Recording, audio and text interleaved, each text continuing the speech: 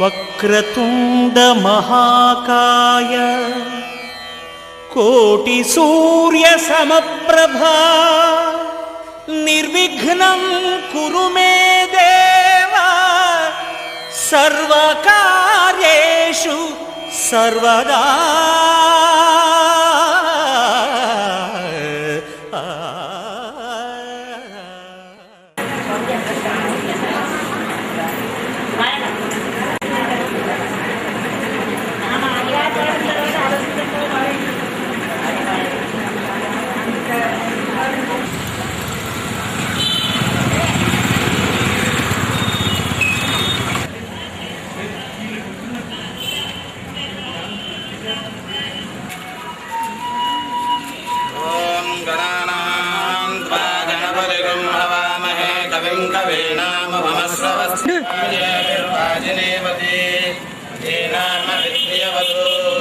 శ్రీ గురుభ్యో నమః.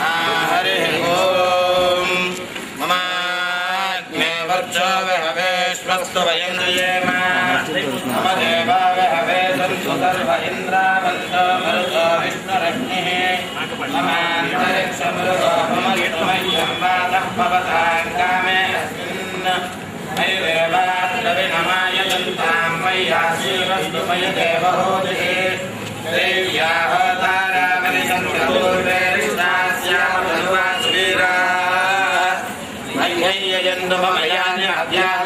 సత్యా మనసో మే అస్తు ఏనో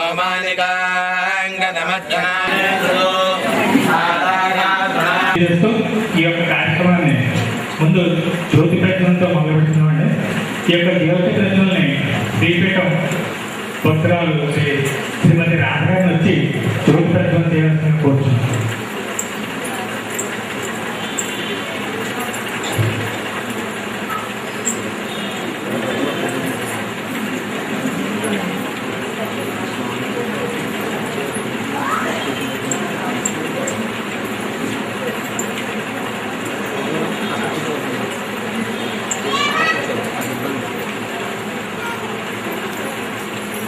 సభ ఏర్పాటు చేశారు.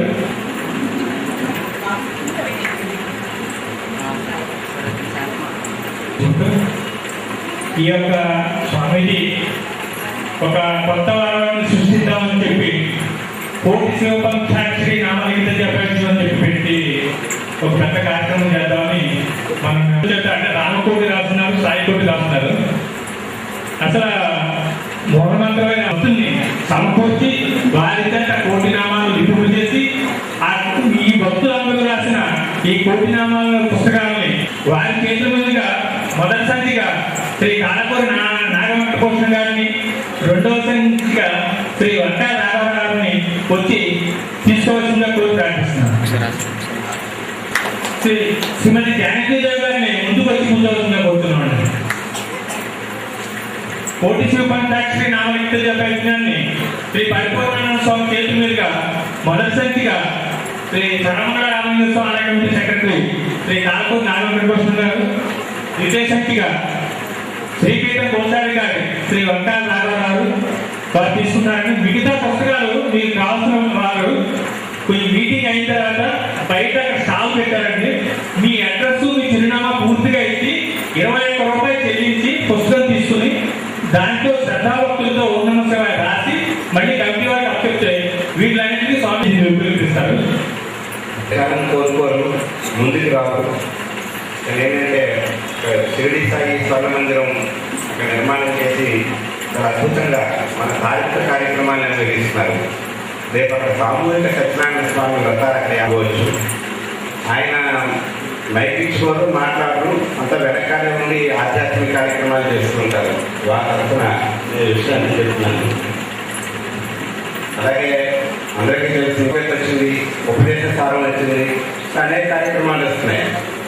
అన్నిటికంటే ముఖ్యంగా ఈ భారతదేశంలో యువ కార్యక్రమాలు, అలాగే ధార్మిక పరమైన సందేహాలు తెలుస్తుండడం, మన రామాయణ, భారత, భగవద్గీతల గురించి, వాటిలో ఉన్న గొప్పతనం గురించి చెప్తూ ఉండడం, అలాగే మన ఆధ్యాత్మిక చారిత్రాత్మక పురుషుల గురించి, మహనీయుల గురించి చెప్తూ ఉండడం, అలాగే మన కుటుంబ వ్యవస్థ వాటిని తిప్పి కొట్టాలి అంటే ఈ సినిమాలో లేదా ఇంగ్లీష్ చదువులు చదువుకున్న యువాలు ఒక ఎకరం నేలలో ఒక ఓపెన్ డయాస్ నిర్మించి మన ఆధ్యాత్మిక సాంస్కృతిక లేకపోతే మన అనేక రకాల కార్యక్రమాలు అక్కడ నిరంతరాయంగా జరుగుతూ ఉండాలి అనే ఉద్దేశంతో అది కూడా కొద్ది రోజుల్లో దానికి ప్రారంభోత్సవం కూడా చేయడం జరుగుతుంది. ఇలా ఆధ్యాత్మికంగా అనేక కార్యక్రమాల్లో ముందుకి మన అమలు దానికి సంబంధించి క్షమించాలి. కొద్దిమంది ఇక్కడ ఈ మధ్యన ఆశ్రమానికి వెళ్ళారు, అలాగే రాఘవరావు గారి దగ్గరికి మా దగ్గరికి వచ్చి మా ప్రాపర్టీ ఉందండి, సుమారు ₹1,00,00,000 వర్క్ చేసి ప్రాపర్టీ ఉందని మీకు రాసేస్తాము అని చెప్పి స్వామిని బలవంతం చేశారు. అలాగే నా దగ్గరికి రాఘవరావు గారి దగ్గరికి కూడా వచ్చారు. ఇప్పుడే సాయం అటువంటి మాతృమూర్తులు ఒకళ్ళేమో మేము ఇక్కడ 15 సెంట్లు స్థలం ఇస్తాం, ఏదైనా మీరు వాడుకోండి, మీరు ఎందుకు వాడుకున్నా పర్వాలేదు అని చెప్పి ఒక మాతృమూర్తి వచ్చారు. ఒక ఆయన అయితే చాలా పెద్ద మీరు ఆధ్యాత్మికంగా లేదా సాంస్కృతికంగా మన దేశానికి ఉపయోగపడే అనేక కార్యక్రమాలు జరుగుతున్నాయి, వాటిల్లో పాలు పంచుకుని 10 మందికి ఉపయోగపడి పని మీరే చేయండి, అంతే తప్ప ఆశ్రమానికి ఇవ్వండి అని స్వామీజీ ఉద్దేశం.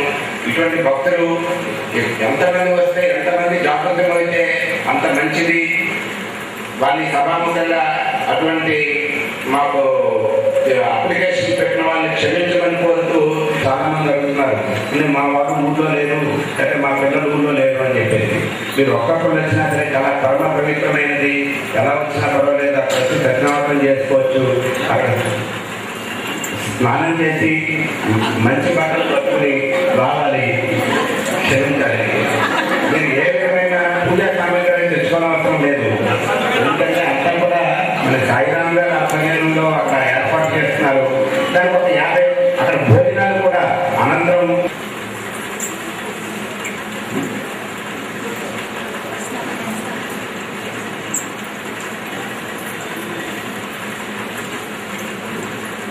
ब्रह्मा वरुणेन्द्र रुद्रमरुतः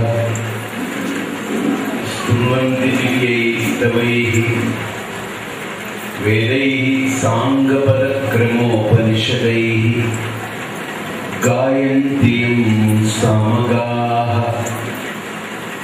ध्यानावस्थिततद्गतेन मनसा पश्यन्ति यं योगिनः यस्यान्तं न विदुः सुरा असुरगणाः देवाय तस्मै नमः। श्रुतिस्मृतिपुराणानाम् आलयं भुवनालयं नमामि भगवत्पादशङ्करं लोकशङ्करम्। शङ्करं शङ्कराचार्यं केशवं बादरायणं सूत्रभाष्यकृतौ वन्दे भगवन्तौ पुनः पुनः। ॐ दयानन्दचरणौ मनसा स्मरामि, दयानन्दचरणौ शिरसा नमामि।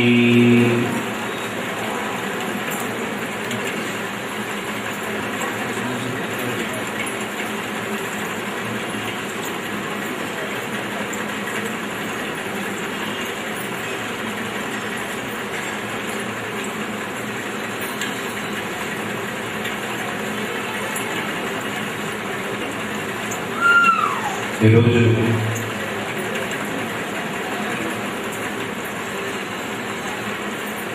భారతదేశంలో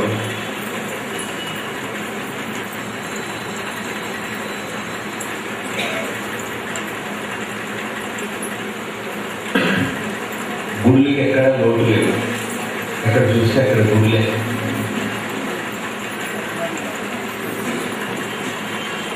ఇంకా భవిష్యత్తులో మనుషులు ఉండేటువంటి ఇళ్ళు తగ్గిపోయి దేవుళ్ళు ఉండేటువంటి గుళ్ళు ఎక్కువైపోయేలా ఉన్నాయి. మనుషులు కూడా ఉన్నటువంటి సొంత ఇళ్ళు అమ్ముకొని అపార్ట్మెంట్లు కట్టుకొని దాంట్లో గదిలో ఉంటున్నారు.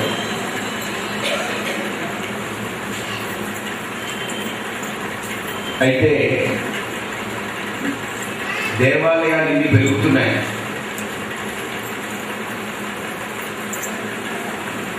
దైవత్వం మాట పక్క ఉంచితే కనీసం మానవత్వంతో అయినా ఈరోజు మన సమాజం బ్రతుకుతుందా? కనీసం మానవత్వంతో ఈరోజు 12 గంటలకి ఒక ఆయన ఫోన్ చేసి చెప్పారు, ఢిల్లీలో హైకోర్టు బయట బాంబు పెట్టారు, ఇప్పటికీ 70 మంది చచ్చిపోయారని వార్త. ఇంకా ఎంతమంది ఉన్నారో తెలియదు. ఆలోచిస్తుంటే మనిషి ఈరోజు చాలా చదువుకున్నాడు, చాలా ఒక ఆధునికమైన ప్రపంచంలో బ్రతుకుతున్నాం మనం. కానీ నాకు తెలిసి క్రూర మృగాలు అడవిలో ఉంటాయి, మాంసాన్ని తినే మృగాలు ఉంటాయి. అవి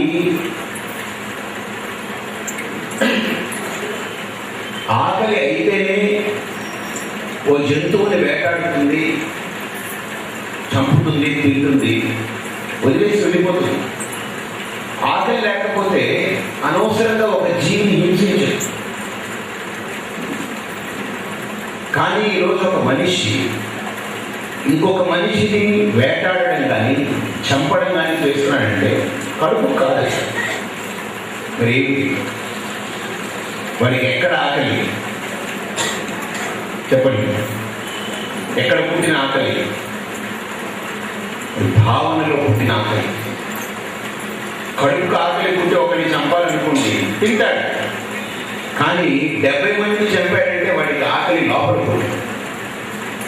వాడి ఆలోచనలో పుట్టిన ఆకలి దారిది. వాడు కొంతమందిని చంపుతున్నాడు. మన చుట్టూతా సమాజంలో మనం రోజు రోజుకి బాధలు పడుతూ ఉన్నాం, రకరకాల ఇబ్బందులకు గురవుతున్నాం, రకరకాల సన్నివేశాలు మనం చూస్తూ ఉన్నాం. 1 కాదు 2 కాదు. నిన్ననే ఒక అమ్మాయి యువగీత అని కార్యక్రమం టీవీలో జరిగింది, రికార్డింగ్. అందులో ఒక కాలేజీలో చదువుకుంటున్నటువంటి అమ్మాయి వచ్చి ఒక 40 మంది పిల్లలు పాల్గొన్నారు. అందులో ఒక పాప, స్వామీజీ మా అమ్మకి నాకు చిన్న మనస్పర్ధ వస్తూ ఉంటుంది, నేను ఏదైతే మంచి అనుకుంటానో మా అమ్మ దాన్ని చెడు అనుకుంటుంది, మా అమ్మ ఏదైతే మంచి అనుకుంటుందో నేను చెడు అనుకుంటాను, మా ఇద్దరి మధ్య ఈ వివాదం ఎలా అంతరిస్తుందని అడిగినా కదా. చాలా మంచి ప్రశ్న. నేనన్నాను, నా దృష్టిలో చెడు లేదమ్మా, చెడు అనేది లేదు. అదేంటండి అని విను. నువ్వు ఉదయాన్నే 5 గంటలకు లేచి బ్రష్ చేసుకొని ఏదో పాలు ఏదైనా తాగి చదువుకోవాలని అమ్మ కోరుకుంటుంది. నీకేమనిపిస్తుందంటే శుభ్రంగా 8 దాకా దుప్పటి తగిలి హాయిగా పడుకొని 8:30 9 గంటలకు పిల్లగా లేచి అప్పుడు పళ్ళు తోముకొని నీదైతే కుదిరితే, లేకపోతే ముందే కొద్దిగా పాలు తాగి ఆ తర్వాత మెల్లగా 11 గంటలకు పళ్ళు తోముకోవాలి. అంటే అవకాశం ఇస్తే ఒకవేళ తల్లిదండ్రులు అలా చేయాలని నీకు ఉంటుంది. నీ దృష్టిలో బాగా పడుకుంటే మంచి, ఆవిడ దృష్టిలో 5 గంటలకు లేస్తే మంచి. కాబట్టి ఇద్దరి కోణాల్లో మంచి ఉంది, కానీ చెడు ఎక్కడ ఉంది? నీకు 8 గంటలకు లేస్తే మంచి నీ దృష్టిలో, ఆవిడ దృష్టిలో మంచి ఏంటి? నువ్వు 5 గంటలకు లేస్తే మంచి. మరి ఇక్కడ చెడు ఎక్కడ ఉందని అడిగాను.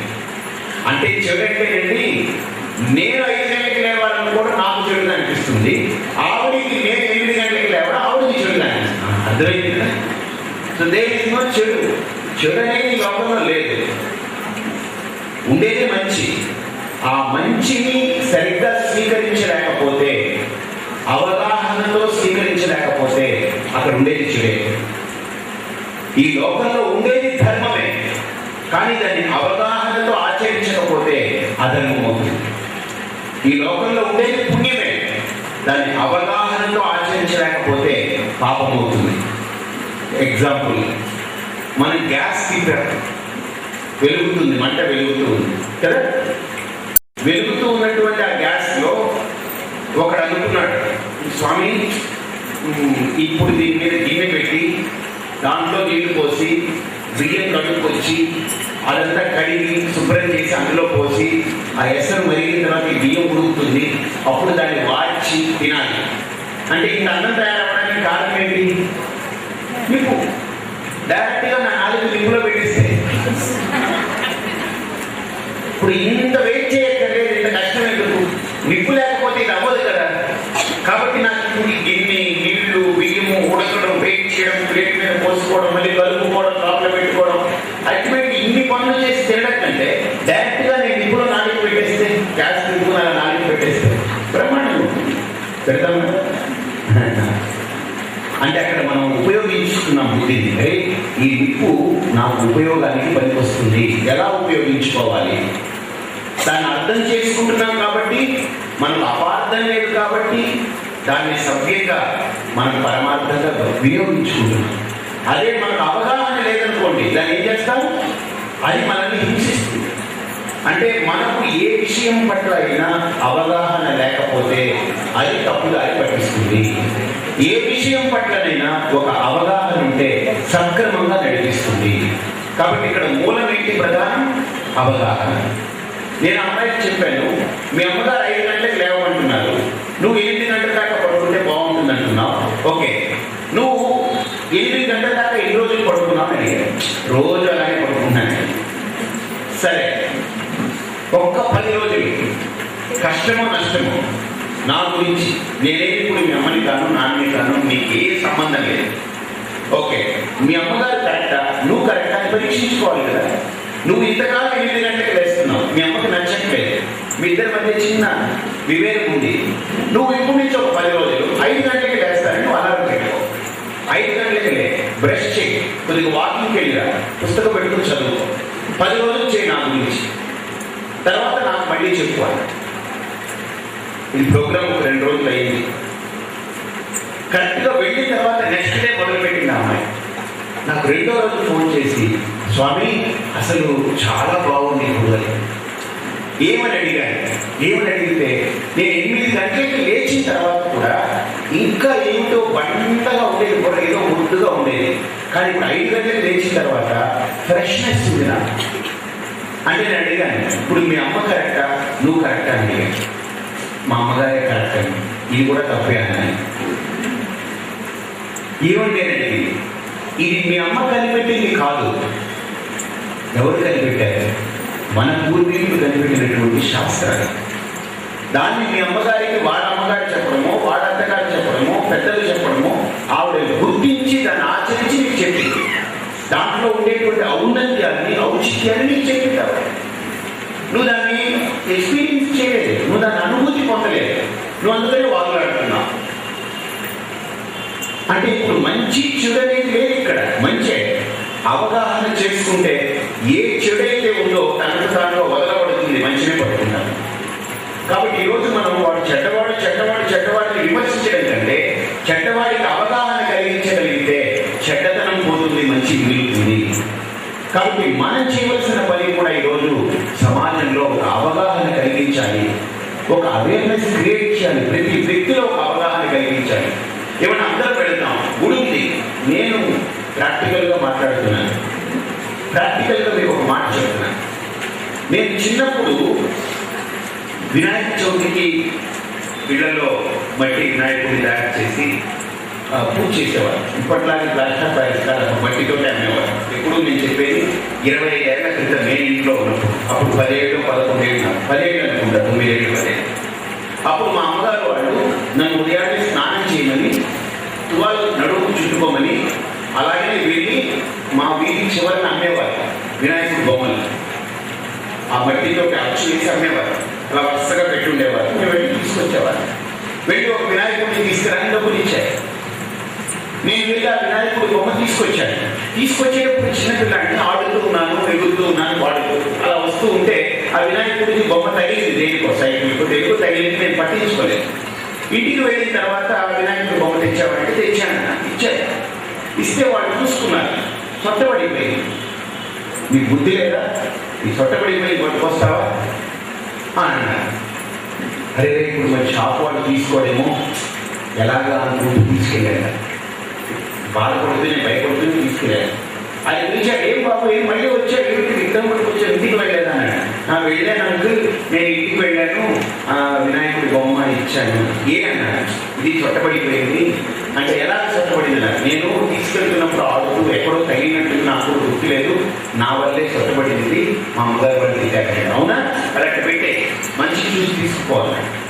నాకు కొద్దిగా జాలి, అంకుల్ మరి చొట్టబడింది కదా, నీకు ఎవరు తీసుకోరు, మరి 10 రూపాయలు మీకు నష్టం వస్తుంది కదా, మరి ఎలాగా అడిగారు.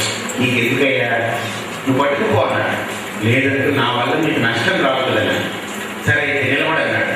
కొద్దిసేపు అయిన తర్వాత చొట్టబడింది వినాయకుడు కదా, దాన్ని బాగా ముద్ద చేసి, అదేంటండి అసలే చొట్టబడింది మళ్ళీ ముద్ద చేశాడన్నా. చూస్తూ ఉండన్నాడు. అసలు ఈ ముద్దలు పెట్టాడు, ఇలాగా కొట్టాడు, మళ్ళీ తీసాడు, ఫ్రెష్గా వచ్చింది. నాకు నష్టమే లేదయ్యా. ఏ అన్నాడు, వినాయకుడు ఉన్నాడు, నాకేం నష్టం కలగదు. వినాయకుడిని కొట్టుకున్నాడు, నాకేం నష్టం కలగదు. చెప్తూ ఆయన ఒక మాట అన్నాడు, బాబు చొట్ట వినాయకుడికి పడలేదు, మట్టికి పడింది చొట్ట. ఒకవేళ చొట్ట వినాయకుడికే ఉంటే ప్రపంచంలో ఎవరు వినాయకుడిని తయారు చేసినా చొట్ట పెట్టి తయారు చేయాలి. ఇప్పుడు దొండ పెట్టి చేశారు, పెద్ద కొట్ట పెట్టి చేశారు. ఒకవేళ వినాయకుడికి శరీరంలో ఎక్కడో ఒక చొట్ట ఉండటమే సత్యం అయితే, అదే పురాణ వాక్యం అయితే, అదే ఆగమం అయితే, చొట్టను కూడా తయారు చేసి అమ్మాలి. అలా అమ్ముతున్నారా? లేదు. కాబట్టి చొట్ట పడింది దేనికి? వినాయకుడికి కాదు, మట్టికి. మనం ముట్టుకునేది మట్టి, మనం పువ్వు పెట్టేది మట్టి, మనకి దండం పెట్టేది మట్టికి. కానీ గుర్తుపెట్టుకోండి, ఇన్ని మనం మట్టిలో వ్యవహరిస్తున్నా లోపల భావన మాత్రం వినాయకుడు అనేటువంటి భావన ఉంది, దానికి చేస్తున్నా. అది ప్రధాన ఉద్దేశం. కానీ ఈరోజు గుడులు, గోపురాలు, గదులు కూడా అన్ని వెళ్ళిపోయాయి. ఎక్కడ చూస్తే అక్కడ గుడులు, ఎక్కడ చూస్తే అక్కడ అంత భజనలు, ఎక్కడ చూస్తే అన్నీ ఉన్నాయి. కానీ బయట చేస్తున్నా లోపల భావన లేదు. అర్థమైందే? లోపల భావన కలగట్లేదు, బయటికి చేస్తున్నాం. అందుకని గుడికి వెళ్ళామనుకోండి, అన్నిటికీ చూస్తున్నాం, అదొక పెద్ద దీని కింద ఒక పిక్నిక్ లాగా వెళ్తున్నాం. దేవుడి దగ్గర ఉండే తక్కువ. ఒక ఆయన, నేను తిరుపతికి వెళ్తే నాతో ఆయన, నేను ఈవినింగ్ వాకింగ్కి వెళ్ళాను కొండ మీద. ఈవినింగ్ వాకింగ్కి వెళ్తున్నప్పుడు ఒక ఆయన కనపడ్డాడు. స్వామి మీరు టీటీడీ చెప్తారు కదా. నేను అడిగాను, ఎక్కడికి వచ్చానని అడిగాను. దేవుడు దర్శనానికి వచ్చాను. ఎన్ని రోజులు ఉంటున్నారన్న? ఇక్కడ 2 రోజులు ఉంటున్నానంట. దర్శనం అయిపోయినా ఎంతసేపు చేశాను? 1 నిమిషం. మిగతా అంతా చాలా ఇక్కడ సరదాగా. అంటే వీడి దర్శనమేమో 1 నిమిషమే, కానీ పేరేమిటి? వెంకటేశ్వర స్వామి గురించి వచ్చాను 2 రోజులని. 1 నిమిషం ఆయన చూసి దండం పెట్టుకుని వచ్చాడు. నీకు మిగతా టైం అంతా వీడు ఆ గోపుడికి వెళ్ళి తినాలి, లేకపోతే అక్కడికి వెళ్ళి కూర్చోవాలి, ఈ వాసులో కూర్చోవాలి, అది చూడాలి, ఇది చూడాలి. బాగా ఆలోచించండి. అంటే మీరు అడగవచ్చు, స్వామి 24 గంటలు వాళ్ళు ఉంచారు కదా అక్కడ, నేను అక్కడ ఉండమనట్లేదు. కనీసం తిరుపతిలో అతను తిరుగుతున్నప్పుడు, నడుస్తున్నప్పుడు ఆ పరమాత్మ భావనతో ఎందుకు ఉండలేకపోతున్నాడు కదా. అక్కడికి వెళ్ళి ఒక హోటల్కి వెళ్ళి తినాలి అనే భావన కలిగింది, పడుకోవాలనే భావన కలిగింది, తిరగాలనే భావన కలిగింది. ఇవన్నీ చేయనివ్వండి కర్మలు. కానీ ఈ కర్మలు చేస్తున్న కనీసం ఆ 2 రోజులు నేను పరమాత్ముడి దగ్గర ఉన్నాను, పరమాత్మ సన్నిధిలో ఉన్నాను, పరమాత్మ అనుభూతితో ఉన్నాను అని ఆ 2 రోజులు అనుభూతి పొందగలిగితే వాడి జీవితంలో ఒక అవగాహన మొదలవుతుంది. పరమాత్ముడు అంటే ఎక్కడో కొండలలో, కోవెలలో, గంగానది రేవులలో, రామకోటి రేఖలలో మాత్రమే లేడు. ఎవ్వాని మది శుద్ధి కలదు, అచ్చటమే కలదు ఆ పరమాత్మ. కాబట్టి పరమాత్మ ఎంతకాలం ప్రయత్నం చేసినా పదార్థమే. నేను ఏం చేస్తున్నాను? యాంత్రికంగా బయట పూలు కొనుక్కుంటున్నాను. ఒక 20 రూపాయలు 50 రూపాయలు పెట్టి మంచి పూలు కొంటున్నాను. అక్కడ మంచి వినాయకుడు తెచ్చి పెట్టుకున్నాను, పత్రి అన్ని తీసుకున్నాను. ఓం శుభ్రాయ నమః, ఓం ఏకదంతాయ నమః, ఓం కపిలాయ నమః, ఓం గజకపిలాయ నమః, ఓం లంబోదరాయ నమః, ఓం వికటాయ నమః, ఓం విఘ్నరాజాయ నమః, ఓం వినాయకాయ నమః, ఓం ధూమకేతాయ నమః, ఓం గణాధ్యక్షాయ నమః, ఓం బాలచంద్రాయ నమః. దీంతో మనం ఒక ఆయన ఎవరు అన్నారట, నా దగ్గరకు ఒక ఆయన వచ్చి అడిగారు, స్వామి వినాయక చవితి నాడు ఎవరైనా ఇలా 10 సార్లు అనుకుంటే మొత్తం పాపాలు పోతాయట అంటే, అలా అనుకుంటే పాపాలకు గొడుగు కలుగుతుంది నీకు. ఎవరో ఒక ఎన్ని సమాజంలో పుట్టించి వస్తున్నారు, ఎవరికో అర్థం పర్థం లేకుండా మాట్లాడేస్తున్నారు. ఈ మైక్ ఉంది కదా అని ఇప్పుడు నిజంగా పాపాలన్నీ పోవాలంటే చెప్పక్కర్లేదు. గాలి భూమి అన్ని కూడా ఇలా అనుకుంటే మొత్తం అంతా ఎగిరిపోతుంది కదా. ఎవరైనా ఏదైనా పాపం చేసి వినాయకుడి దాకా వెయిట్ చేసి అండర్ గ్రౌండ్ ఉండి అప్పుడు దాకా పట్టుపడకుండా బళ్ళారిలో కానీ లేకపోతే మైసూరులో కానీ ఎక్కడో కూడా అండర్ గ్రౌండ్ ఉండిపోయి మళ్ళీ టైంకి వినాయకుడు నాడు బయటకు వచ్చి ఇలా ఇలా ఇలా ఇలా ఉంటే మొత్తం పోయా. ఇంకేం గొడవ లేదు. ఇంకా పాపాలు చేసి ఇలా ముట్టుకుంటే పాపం పోతుందా? ఇప్పుడు ఇదే థియాలజీ ఎక్కడైనా ఇతర మతాల్లో కూడా అదే. నువ్వు పాపం చేయి, పరమాత్మ దగ్గరికి నేను పాపం చేశానని యాక్సెప్ట్ చేస్తే వాడు ఒప్పుకుంటాడు. వాడు అక్కడ భగవద్గీతలో ఒక గొప్ప శ్లోకం చెప్తాడు శ్రీకృష్ణుడు, నాదంతే కస్యచిత్ పాపం నచైవ సుకృతం విభుః అన్నాడు. నేను ఒకటి పాపాన్ని తీసుకోను, ఒకటి పుణ్యాన్ని నేను తీసుకోను. ఒకడు మంచి నాకొద్దు, ఒకటి చెడు నాకొద్దు. నాకు అవసరం లేదు. ఎందుకు మన పాపాలు వాడికి కావాలా? వాడెవరు పాపాలు బయట. ఒక ఆయన అన్నాడు, మనం ప్రపంచం విశ్వమంతా కూర్చొని మనందరం చేసిన పాపాలని పరమాత్మను భరించారంటే మొత్తం పాపాలన్నీ వాడు తీసుకున్నట్టు వాడు పెద్ద రాక్షసుని కూర్చున్నాడు. ఇప్పుడు ఇంత పాపాలనే మనం ఇంత తగతగలాడిపోతున్నాం. మొత్తం అన్ని పాపాలు వాడు అయితే కాబట్టి అసలు మన అయితే నా కర్తవ్యంగా నువ్వు విధించావో ఆ కర్తవ్యాన్ని నీ ఆజ్ఞతో నేను అమలు చేశాను. ఇక మిగతాదంతా నీ చేతిలో ఉంది. ఒక భార్యాభర్తలు ఇద్దరు నా దగ్గరకు వచ్చారు. స్వామి, మాకు పెళ్ళయిందండి, 8 సంవత్సరాలు అయింది, పిల్లలు లేరంటే అడిగారు. సరే ఏమిటో ఒక ఆయన పంపాను వాళ్ళ ఇంటికి, ఏమన్నా దోషం ఉందేమో, వాస్తు దోషం. సరే నేను జాతకాలు అన్నీ చూశారు. వాస్తు దోషం అంటే ఇళ్ళది బాగుంది చెప్పారు. ఆయన చెప్పారు, స్వామి 21 గదులు ఉన్నాయండి వాళ్ళ ఇంట్లో అన్నారు. అప్పుడు ఏమైనా సత్రం అంటే హోటల్ లాడ్జి ఇస్తున్నారా, ఏం ఇస్తున్నారు? అప్పుడు అలా కాదండి, మా ఆవిడ చాలా అభిమానంగా కట్టించుకుందండి 21 గదులు. సరే ఇవన్నీ మీ ఇద్దరే కదా, ఏం పోషిస్తారు, ఎందుకు కట్టుకున్నారండి? మాకు 2 కూతుళ్ళు, 2 కొడుకులు, వాళ్ళకి మనవుడు మనవరాలు అందరూ ఇక్కడే ఉండాలని కట్టిందండి మా ఆవిడ 21 గదులు. వాళ్ళు వస్తే వీళ్ళ వాళ్ళు వస్తే వీళ్ళ వాళ్ళు వస్తే ఈయన వాళ్ళు వస్తే ఆయన వాళ్ళు వస్తే అందరికి కలిపి కట్టిండారు 21 గదులు. అంటే అల్లుడు తరపున తల్లిదండ్రులు కానీ వాళ్ళు వచ్చిన, కోడలు తరపున వాళ్ళ తల్లిదండ్రులు వాళ్ళు వచ్చిన, బావమరుదులు వచ్చిన, అల్లుడు వచ్చిన, ఎవరు వచ్చినా అందరికీ 21 గదులు ఉండాలని కట్టింది.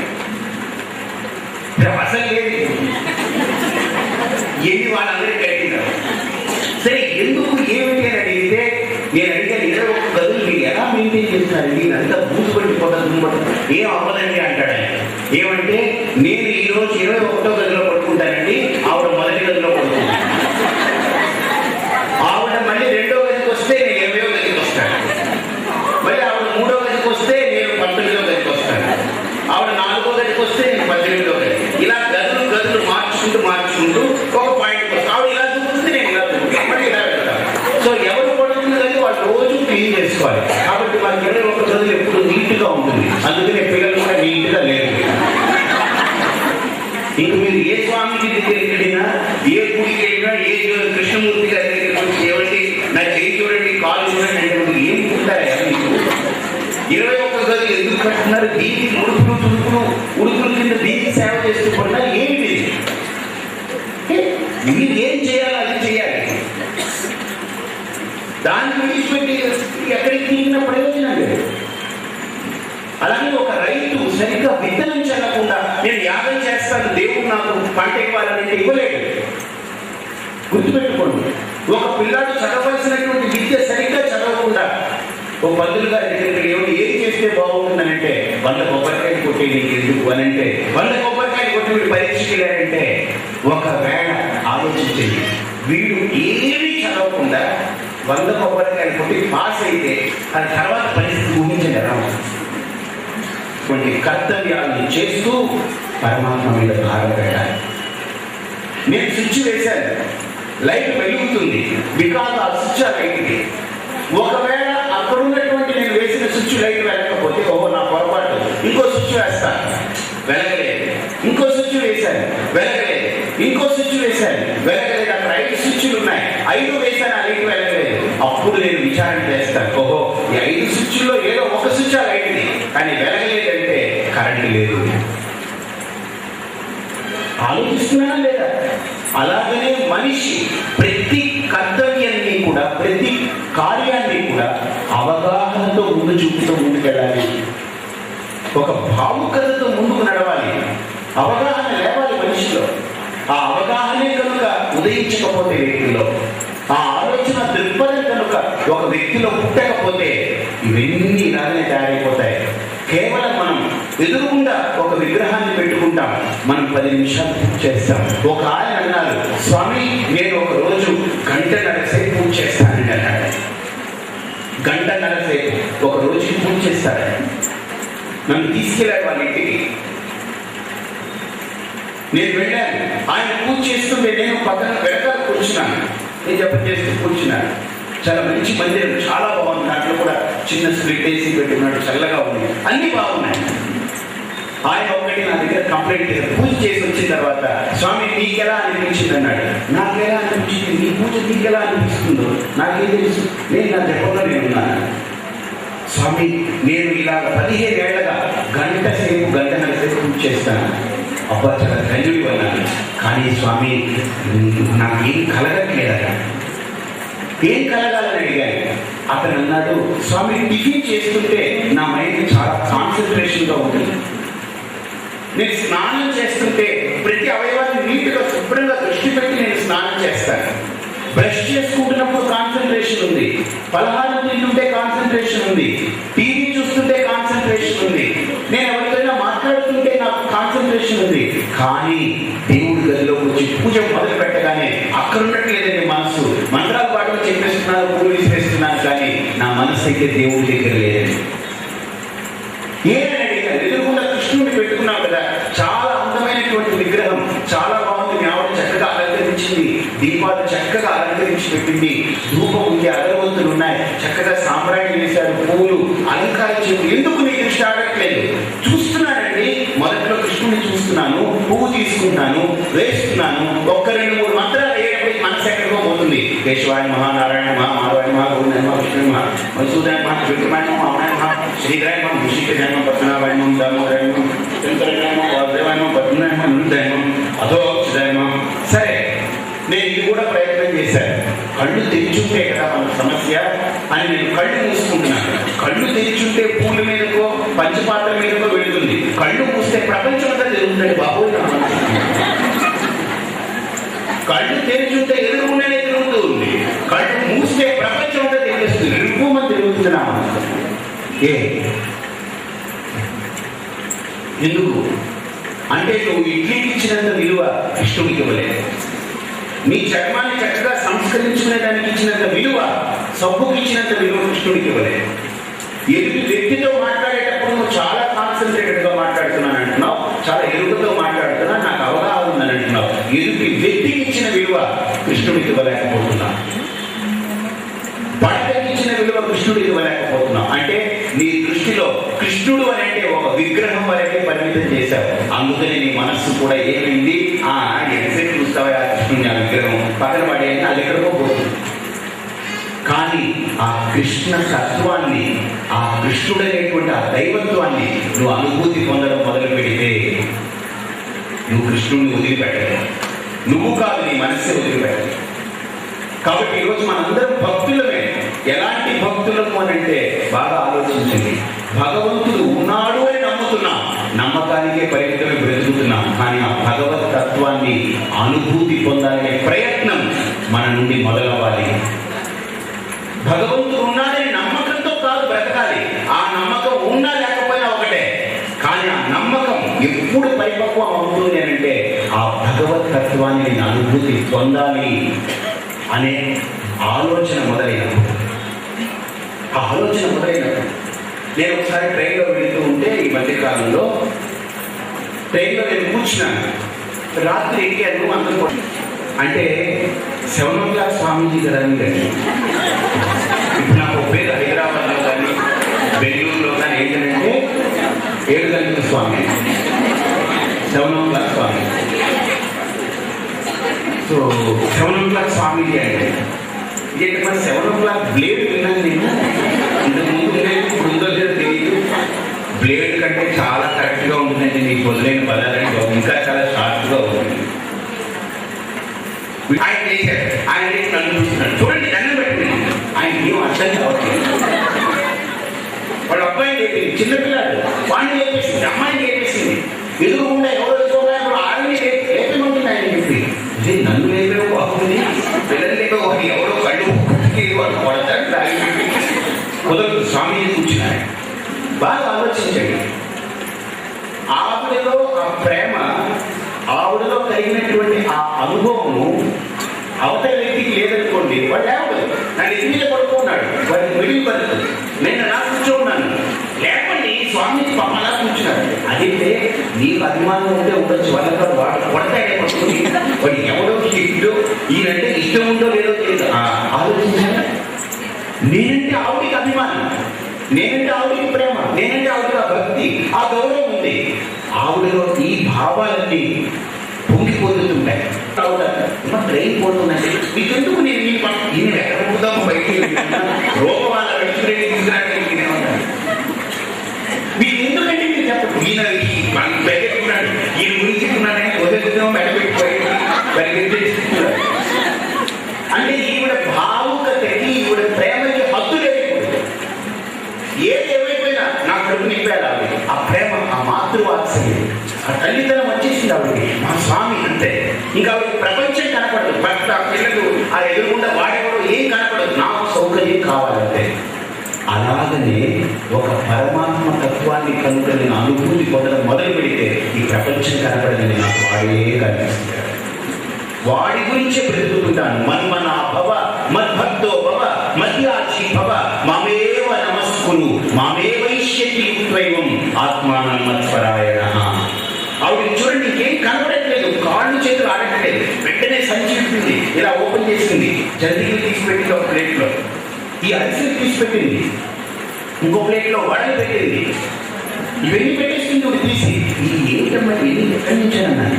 అప్పుడు ఇది మేము పెళ్లికి వెళ్ళామండి, తిరిగి వస్తున్నాం, వాళ్ళు మాకు ఇచ్చారు. స్వామి మీరు ఏదైనా తినండి, అలా ఆకలితో ఉండకండి ప్లీజ్ స్వామి. ఆవిడ స్నానం చేయలేదు, విని తీసేసింది. ఇప్పుడు నేను ఆవిడ మడిని, ఆవిడ యొక్క స్థితిని చూడాలా, లేదు ఆవిడ లోపల నా పట్ల కలిగినటువంటి అసలు నాకంటే నన్ను నేను ప్రేమించుకునే దానికంటే ఆవిడ నన్ను ఎక్కువ ప్రేమిస్తుంది, అది చూడమంటారు. నన్ను నేను అంత ప్రేమించుకోలేదు, అంత ప్రేమిస్తుంది ఆవిడ. మా అమ్మ నన్ను అంత ప్రేమించలేదు, అంత ప్రేమిస్తుంది ఆవిడ. మీరు కడుపుతో ఆకలితో ఉండకూడదు, మీరు అలా ఉండకండి, మీరు ఇది తాగండి, అది తాగని నన్ను ఏం చేయమంటారు. ఉక్కిరి అయిపోతున్నాను, నాకు అసహనంగానే ఉంది. అంటే ఆవిడలో కలిగినటువంటి ఆ ప్రేమ, ఆ అనుభవం, ఆ భావన రోజు వింటూ ఉంది. ఆ వ్యక్తి ఏదో టీవీలో చూస్తున్నారు. ఎంత ప్రేమ అని నాకు అనిపించింది. ఒక వ్యక్తిని ఇంత ప్రేమిస్తే ప్రపంచమే కనపడకుండా అంత ప్రేమిస్తుంటే పరమాత్ముడి మీద కనుక నా ప్రేమ మొదటి. భారతీయ సంస్కృతిలో మన పూర్వీకులు, అందుకని మన వాళ్ళు అంటారు అచింత్యంచ అప్రమేయంచ నిష్కళంకే పరే బ్రహ్మణి సాధకానాం హితార్థాయ బ్రహ్మణో రూపకల్పన. మన యొక్క మనస్సులో ఆ పరమాత్మ పట్ల భక్తి మొలకెత్తడానికి ఈ విగ్రహం అనేది ఒక ఆలంబనం. ఆ విగ్రహం ఒక ఆలంబనం. ఎందుకనంటే మనలో భక్తి మొలకెత్తడానికి. గుర్తుపెట్టుకోండి, మనలో ఆ భక్తి మొలకెత్తడానికి విగ్రహం అనేది ఒక ఆలంబనం. ఎలా కాదంటే మామిడి టెంక తెలుసు కదా మీకు, మామిడికాయ అంటే ఆ అణువులన్నీ కూడా భూమిలో పడ్డప్పుడు ఏ శక్తి అయితే భూమిలో నిలదొక్కుంటుందో అదే ఒక్క శక్తి మొలకెత్తుతుంది. మిగతావన్నీ దానికి ఆహారం అయిపోతుంది. గుర్తుపెట్టుకోండి, మిగతా అన్ని అణువులు ఆ ఒక్క అణువుకి ఆహారం అయిపోతుంది. అప్పుడే అది నిలదొక్కుంటుంది. ఒక్కటి అది మన కంటికి కనపడదు. కానీ కంటికి కనపడని ఏ వృక్షమైతే కంటికి కనపడిన అనురూపంలో ఉందో దానికి తెల్లని పొరలాగా ఉండేది ఒక ఆచ్ఛాదన, తెల్లగా జీడిలాగా ఉండేది ఇంకొక ఆచ్ఛాదన, పైన టెంక ఏదైతే పిలిచిందో అదొక ఆచ్ఛాదన. ఇవన్నీ ఉండాలి. ఇవన్నీ ఉంటేనే అది లోపల సురక్షితంగా ఉంటుంది. అలాగనే భక్తి అనేది మన మనస్సులో, మన హృదయంలో మొలకెత్తాలి అంటే ఒక విగ్రహం, ఒక సాధకుడికి అవసరం. అంతేకాని విగ్రహమే నాకు పరమావధి కాకూడదు. విగ్రహమే దేవుడైపోయి నాకు పరమావధి అయిపోతే మళ్ళీ ప్రాబ్లం మొదలవుతుంది. ఎందుకని భగవంతుడు ఇక్కడే ఉన్నాడని అనుకుంటాం. నన్ను ఒక ఆయన తీసుకెళ్ళారు. ఇప్పుడు కాదు స్వామి, మేము కొత్తగా కట్టుకున్నాం ఇల్లు, మీరే ఫస్ట్ టైం అడుగు పెడుతున్నారన్నారు. అదేంటండి గృహప్రవేశం అవ్వలేదా? అయిపోయిందండి గృహప్రవేశం, నిన్ననే అయింది, ఈ రోజు మిమ్మల్ని తీసుకొస్తున్నారు, మేము మీకు ఇవ్వాలని ఇల్లు ఈ 2-3 రోజులు మీరు ఇక్కడ ఈ ఊళ్ళో ఉంటారు కదా, మీరు ఇంట్లో ఉండండి, మేము బయట ఉంటాము, తర్వాత మీరు వెళ్ళిన తర్వాత మేము ఇక్కడ సర్దుకుంటాం. చాలా బాగుంది, అన్ని చూపిస్తున్నాడు ఆయన. స్వామీజీ ఇది మీరు ఉండే రూమ్ అన్నాడు, అన్ని చూపించాడు. ఇది మీకు మీ వాళ్ళు ఎవరైనా వస్తే వాళ్ళు మీకు ప్రసాదం చేసి పెట్టడానికి ఇచ్చిన చూపించాడు. ఇదేమిటి అని అడిగాను. ఇది మందిరం అండి, దేవుడి గది అన్నాడు. చాలా బాగా కట్టాడు, దేవుడి గది. అయితే నేను అడిగాను, ఓహో దేవుడికి చాలా బాగా చేసావయ్యా, ఇది ఎప్పుడు పెట్టావన్నా? నిన్ననేనండి గృహప్రవేశం అయింది, దేవుడికి పెట్టావు. అయితే మొన్న అక్కడ దేవుడు లేడా? చెప్పండి, దేవుడు లేడా? నిన్ననే పెట్టాను దేవుడిని అంటున్నాడు, మన దేవుడు లేడా? చచ్చిపోయినాడే. భూత భృద్భావో భూతాత్మ భూత భావన భూతాత్మ పరమాత్మా చ ముక్తానాం పరమాగతి అవ్యయః పురుషః సాక్షి క్షేత్రజ్ఞః అక్షర ఏవ చ వేదో వేదవిదం వ్యంగో వేదాంగో వేదవిద్ కవిః లోకాధ్యక్షః సురాధ్యక్షః. ఎంత అద్భుతంగా ఉంది! అలా చదువుతూ ఉంటే అసలు అనుభూతే మీలో కలుగుతూ ఉంటుంది. ఇలా భావుకత ఆ మీరు ఉచ్చరించే ఉచ్చారణ ద్వారా మెల్లమెల్లగా బయటపడుతూ ఉంటుంది. ఆస్వాదన. నేను అందుకనే పరిగెట్టను, 100 పారాయణ చేయి, నేను ఒకటేసారి చేస్తాను. లలిత శ్రీమాత శ్రీ మహారాజ్ఞి శ్రీమత్ సింహాసనేశ్వరి చిదగ్ని కుండ సంభూత దేవకార్య సముద్యత ఉద్యద్భాను సహస్రాభ చతుర్బాహు సమన్విత రాగస్వరూప పాషాఢ్య క్రోధాకారాంకుశోజ్వల మనోరూపేక్షు కోదండ పంచకన్మాత్ర సాయక నిజారుణ ప్రభాపూర మజ్జద్బ్రహ్మాండ మండల చంపక అశోక పున్నాగ సౌగంధిక లసత్కచ కురువిందమణి శ్రేణి కనకోటీర మండిత. ఎంత అద్భుతమైన శ్లోకాలు! అలా చదువుతూ పోతే అసలు లోపల మీలో మీకు తెలియనటువంటి ఒక ఆనందం బయలుదేరుతుంది. కారణం, మీరు ప్రేమిస్తున్నారు కానీ పరుగులు తీయట్లేదు, ప్రేమిస్తున్నారు. ఇప్పుడు మీ పిల్లాడిని కూర్చోబెట్టారు, అన్నం కలిపారు, తిను తిను తిను తిను తిను అని లోపల అలా కూర్చుకుంటే వాడు చేస్తాడు, గాలాడు కప్పుతాడు కదా. అదే ప్రేమగా కూర్చోబెట్టుకుని ఒక ముద్ద కలిపి నోట్లో పెట్టి వాడు అలా కూర్చుంటే దాన్ని మళ్ళీ ఇలా తీసి మళ్ళీ చేతిలో తీసి మళ్ళీ కొన్ని తీసి లోపల పెట్టి ఎంత ప్రేమగా మనం తినిపిస్తాం.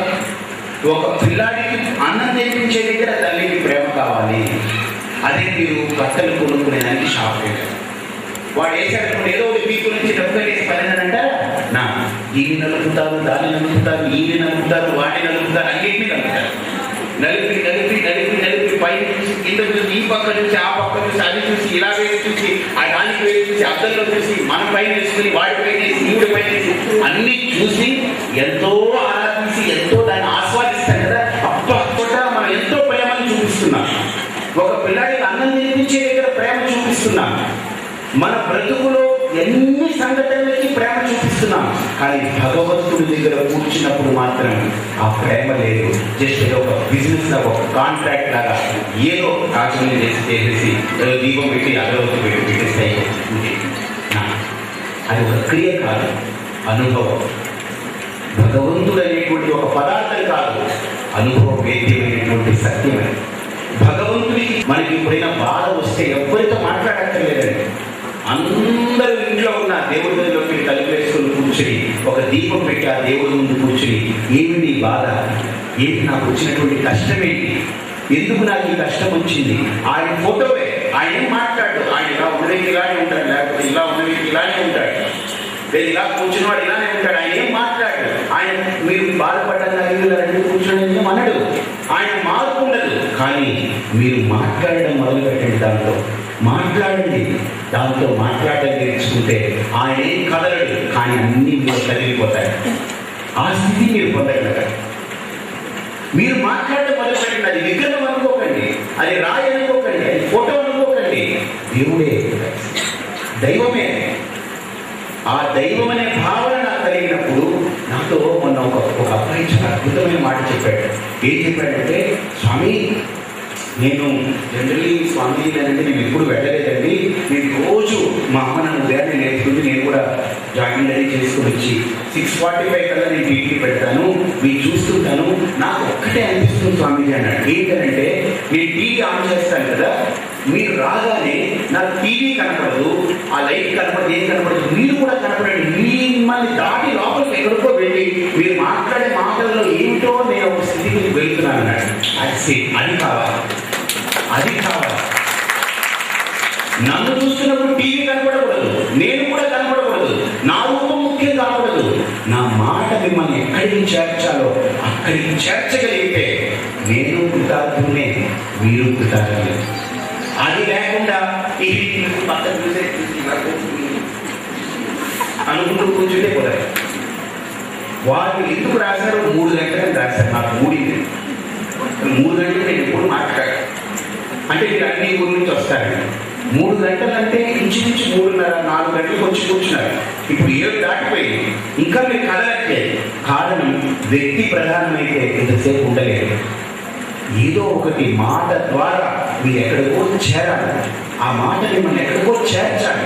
చేర్చగలిగితేనే అది ప్రమాణం అవుతుంది. శబ్దం ప్రమాణం. అందుకనే కృష్ణుడు కూడా తస్మా శాస్త్రం ప్రమాణం అంటే శబ్దం ప్రమాణం కానీ వ్యక్తి ప్రమాణం కాదు. బాగా ఆలోచించండి. నేను ఈ ఉపమానం మీకు చెప్పినట్టు ఎక్కడో వినుంటారు. ఇలాంటి ఫంక్షన్ జరుగుతూ ఉంది, సడన్గా కరెంట్ పోయింది. జనమందరూ, ఆడవాళ్ళందరూ ఒక దగ్గర ఉన్నారు, మగవాళ్ళందరూ ఒక దగ్గర ఉన్నారు. అయ్యో పాపం వీళ్ళిద్దరు వెళ్ళిపోవాలి, ఇప్పుడు భార్యాభర్తలు వేరే ఊరు వెళ్ళాలి, దూరం. అప్పుడు ఈవిడికి ఏంటంటే ఆయన పిలవాలని ఉంది. ఈవిడ ఏం చేసింది, ఈ గుంపులో నిలబడి ఏముందో పిలిచింది. వాడు ఎక్కడో మగవాళ్ళ దగ్గర ఉన్నాడు. ఓహో ఇది ఈవిడే ఎదురు రోజు విని అలవాటు. వెంటనే ఇక్కడ చేయి పెట్టాడు. ఇదేదో నాకు సంబంధించిందే, ఇది నా ప్రార్థన, ఇది ఏం కాదనుకున్నాడు. వెంటనే చేయి పెట్టాడు. మళ్ళీ ఏముందో ఉన్నాను అన్నాడు. ఇతనికి ఆవిడకి చాలా దూరం, ఈ గది వేరు ఆ గది వేరు, మధ్యలో చాలా దూరం ఉంది.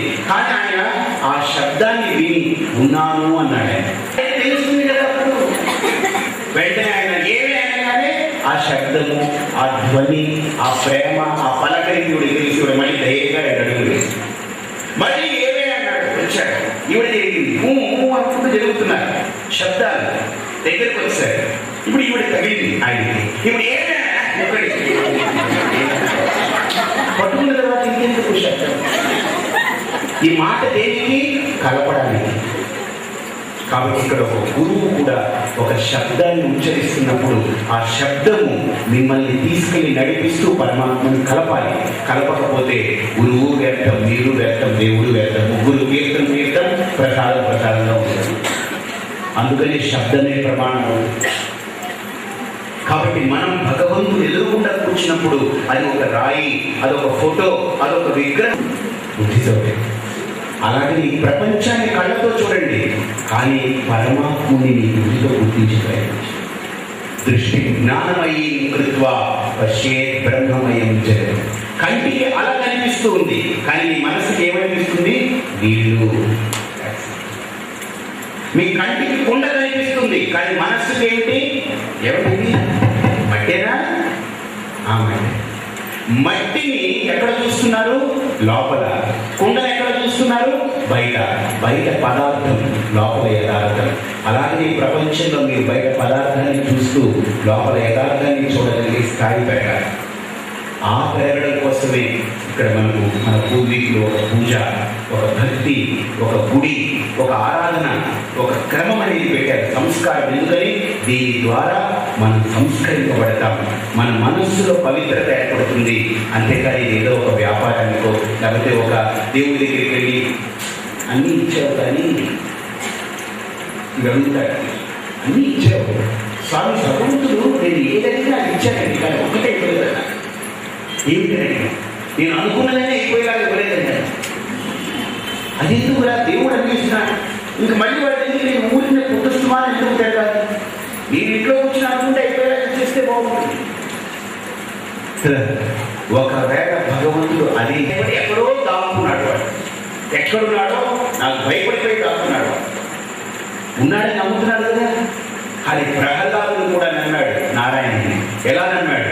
ఎక్కడో ఉన్నాడని కాదు, ఇందు గలడు అందు లేదని సందేహం వలదు, చెప్పి సర్వోపగతుండు నీవెందెందు వెనక్కి చూచిన నందందేగలడన్నాడు.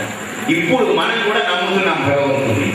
హిరణ్యకశిపుల్లా ఎక్కడో ఉన్నాడని నమ్ముతున్నారా? ప్రహ్లాదుల్లా ఉండేదే పరమాత్ముడని నమ్ముతున్నారా? ఎవరు?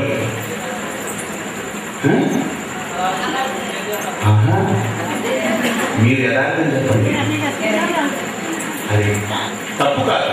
అంటే హిరణ్యకశిపుడికి అసుర భక్తి, వాడికి కనపడదు, వాడి పదార్థం వరకే వెళుతుంది వాడి దృష్టి, యథార్థం దాకా వెళ్ళలేదు. కానీ ప్రహ్లాదుడు పదార్థాన్ని చూస్తూ దాటి వెళ్ళి యథార్థాన్ని అనుభూతి ఉండేటువంటి వాడు ప్రహ్లాదు. కాబట్టి మనకి తప్పు కాదు, మనం కూడా అంతవరకే పరమాత్మని పరిమితం చేస్తున్నాం. కానీ దాన్ని దాటి తర్వాత కూడా పరమాత్మను మనకు కనపడగలగాలి. వినాయక చవితి అయిపోతుంది ఇక్కడ 2-3 రోజుల్లో, తీసుకెళ్ళి నిమజ్జనం చేస్తారు, చేతులు దులుపుకుని బయటకు వస్తాయి. నేను మొన్న ఊళ్ళో ప్రవచనం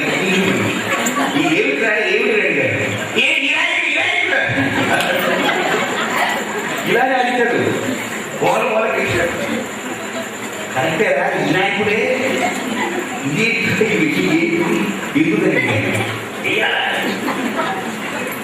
ఎందుకు నిమజ్జనం కలిపెడుతున్నా, వినాయకుడు కలిపెడుతున్నా, వినాయకుడిని కలిపేస్తున్నాడు. అందుకే నాకు అనిపించింది, మనిషి చనిపోతే వాడు కూడా మోసుకెళ్తాడు, కలిపేస్తాడు, అప్పుడు ఎదుగుతాడు, కొంత వేరే వాళ్ళు చదువుతున్నాడు. దీనికి దానికి తేడా ఏంటి చెప్పండి? మన సంస్కృతి ఎలా మారిపోయింది అసలు? ఆ వినాయకుడిని తీసుకెళ్ళేటప్పుడు ఎంత పవిత్రమైన భావనతో చక్కగా భజన చేసుకుంటూ నామ సంకీర్తన చేసుకుంటూ వెళ్ళాలి. ఈ పడిన తర్వాత వినాయకుడు కూడా కాదు, అలా శక్తి మారిపోయింది, వాడి ఉచ్చారణ మారిపోయింది. కానీ నేను అడిగాను, నేను వదిలిపెట్టలేదు వాడిని. మా వాళ్ళు ఎవరి స్వామి వద్దని, ఎందుకంటే వాళ్ళు పరిస్థితి సరిగ్గా లేదు, మీరు ఎందుకు అలా బదిలో పోతారా, ఊరుకో పక్కకి వెళ్ళాను. నేను మామూలుగా నిలబడ్డాను. ఒక నా చేయబట్టి డాన్స్ చేస్తున్నాను, నా చేయబట్టున్నాను, వాళ్ళకి ఏం లేదు. ఇప్పుడు మీకంటే పని పాటలకి వచ్చి కూర్చుని అలా శ్రద్ధగా ఉంటున్నారు. వాడికి ఏంటి, నేను ఒకటే, వాడు ఒకటే, వినాయకుడు ఒకటే, అంతా కలపలేదు వచ్చి అంతా ఒకటే. ఇప్పుడు బ్రహ్మం ఒకటే, పరబ్రహ్మం ఒకటే అనేది స్థాయిలో ఉన్నాడు వాడికి. వాడికి అన్ని ఒకటే బాబు ఉండేయండి బాధ అవును చేస్తారు. నాయన నీ బాధతో నవ్వుతారా వినాయకుడు? వినాయకుడు ఏడాది దాకా చెప్పండి ఉండడా? ఉండడంటే మీరు కూడా అక్కడ నుంచి వాళ్ళ అక్కయ్యో, వాళ్ళ చెల్లెమ్మో, వాళ్ళ అమ్మ అనుకుంటారు. ఆలోచించాలి. వాడు బాధపడుతున్నాడు అక్కడ, అంటే వాడిలో ఎలాంటి ఫీలింగ్స్ వచ్చాయంటే ఇంక వినాయకుడు. నేను సరిగ్గా 6 గంటలకు వచ్చేసాను. నా ప్రవచనం ఇప్పుడు 6 తర్వాతనే ఉంటుంది, 6 ముందు నేను పెట్టలేదు. ఎందుకంటే అందరూ కార్యక్రమాలు, పనులు అవి ఉంటాయి, అది కూడా సరైనటువంటి సమయం కాదు. కానీ మీరందరూ రావడం కోసం ఆ రకంగా పెట్టారు సార్. సో ఏదైతే వాళ్ళ తప్పున్నా మీరు ఒక తల్లి హృదయంతో నన్ను క్షమించింది, మీకు ఆలస్యమైనందుకు.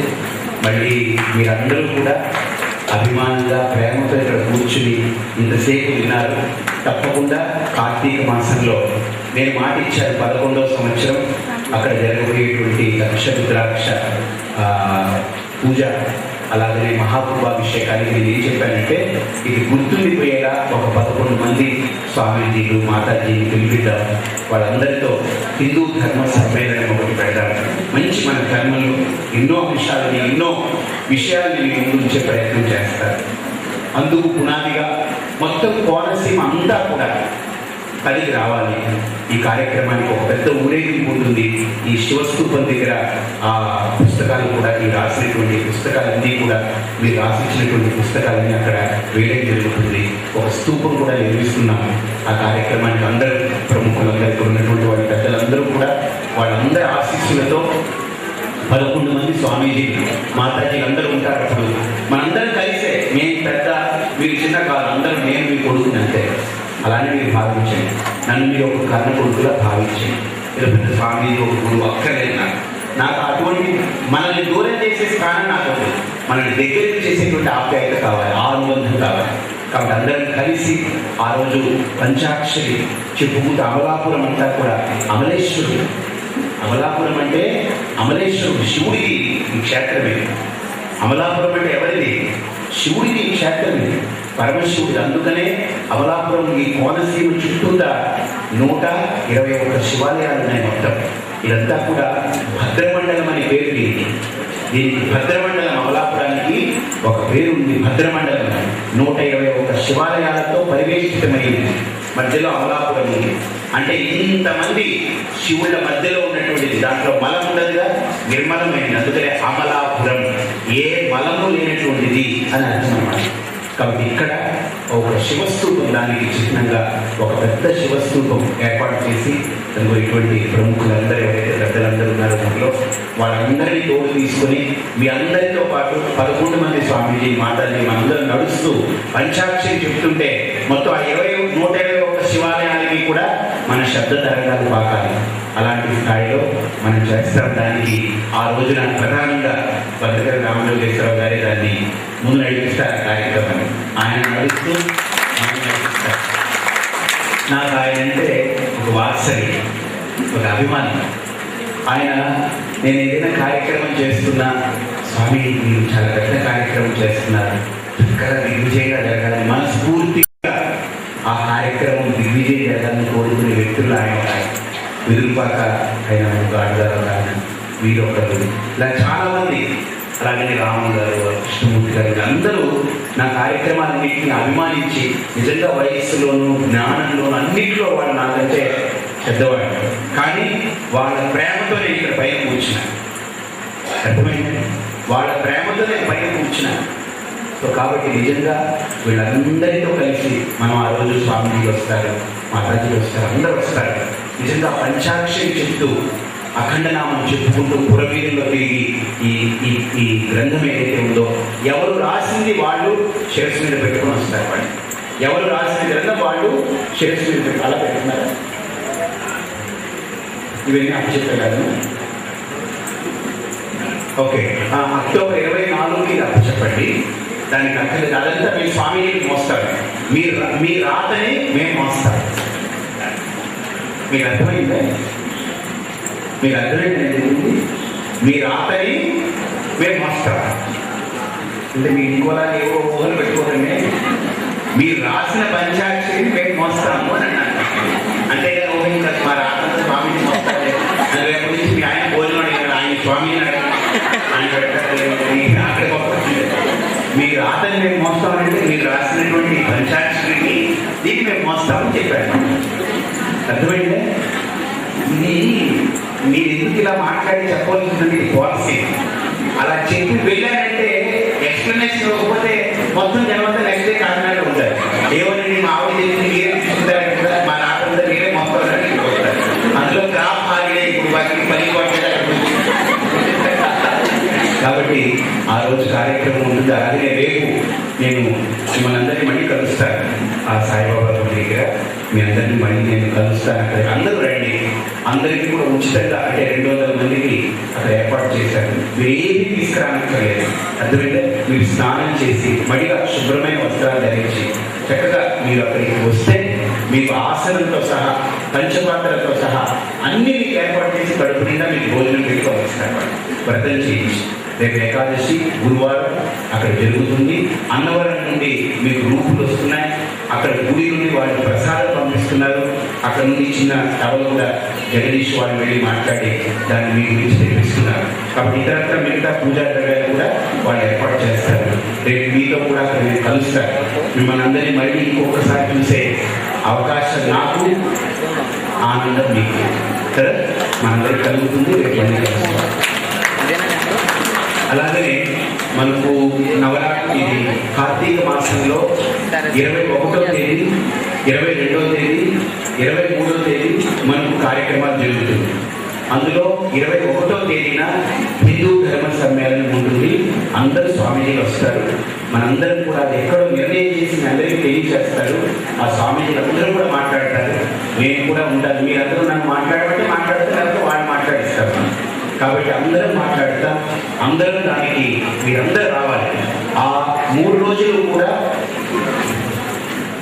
సాక్షాత్తు శివస్వరూపులు రుద్రాక్షరంలో స్వామివారిని సంతరిస్తున్నారు. అలాగే ఇక్కడ ఒక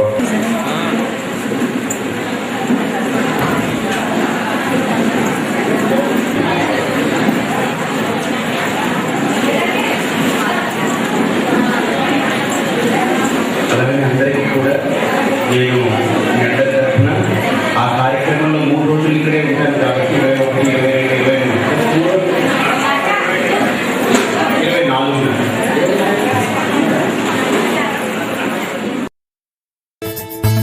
24